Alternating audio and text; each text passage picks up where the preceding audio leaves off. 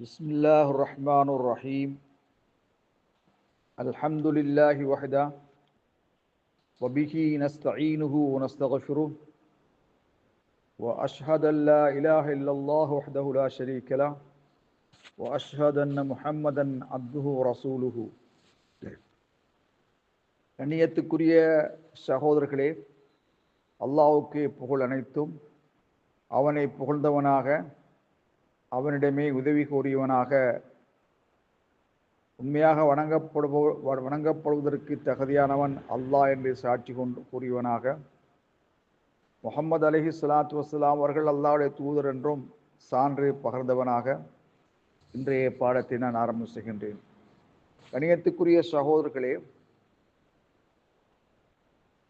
ஹுக்மு இகாமத்தி ஸலாத்தில் Eid fill மசாஜித், பள்ளிகளிலே பெருநாள் தொழுகையை நிலைநிறுத்துவதின் சட்டம் என்ன? நாம் எமது ஊர்களிலே ஒரு சில பள்ளிகளிலே அல்லது அதிகமான ஊர்களிலே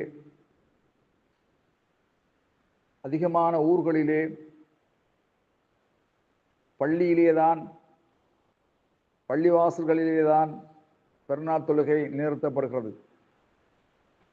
இது நபிகளாருடைய வழிமுறையா இல்லையா என்பதை நாம் தெளிவாக தெரிந்து கொள்ள வேண்டும்.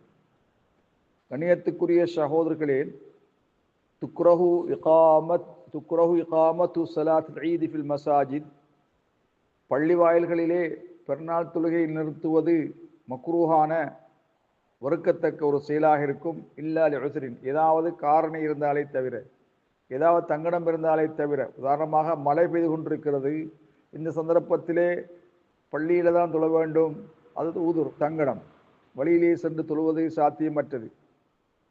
ஏனென்றால் நபி அலைஹிஸ்ஸலாத்து வஸ்ஸலாம் அவர்கள் பெருநாள் தொழுகையை பாலைவனத்திலே திறந்த வெளியிலே தான் அவர்கள் நிலைநாட்டியிருக்கிறார்கள். அதுதான் நபி வழி என்பதை நாங்கள் தெரிந்து கொள்ள வேண்டும். ஸல்லல்லாஹு அலைஹி வஸல்லம் அவர்கள் கான யுஸல்லிஹா ஃபிஸ் ஸஹ்ரா, புகாரிலே வந்திருக்கின்ற ஹதீஸ், பாலைவனத்திலே தான் நபி அலைஹிஸ்ஸலாத்து வஸ்ஸலாம் அவர்கள் பெருநாள் தொழுகையை தொழுபவர்களாக இருந்தார்கள். அதுதான் நபிகளாருடைய நோக்கமாக இருந்தது.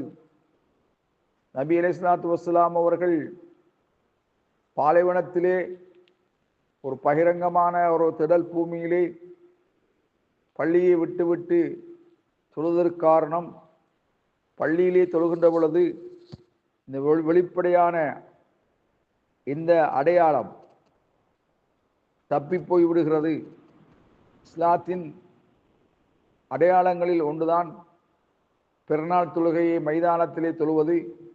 மாற்று மதத்தவர்கள், மற்றவர்கள் அனைவரும் அறிந்து கொள்ளக்கூடிய அந்த நிலை தப்பி விடுகிறது, தவறி போய் விடுகிறது. அதனால்தான் நபி அலைஹிஸ்ஸலாத்து வஸ்ஸலாம் அவர்கள் பள்ளி வாயிலை விட்டு அவர்கள் திறந்த வெளியின்பால் சென்று தொழுதிருக்கிறார்கள். வல்லாஹு அலம் பிஸ்ஸவாப்.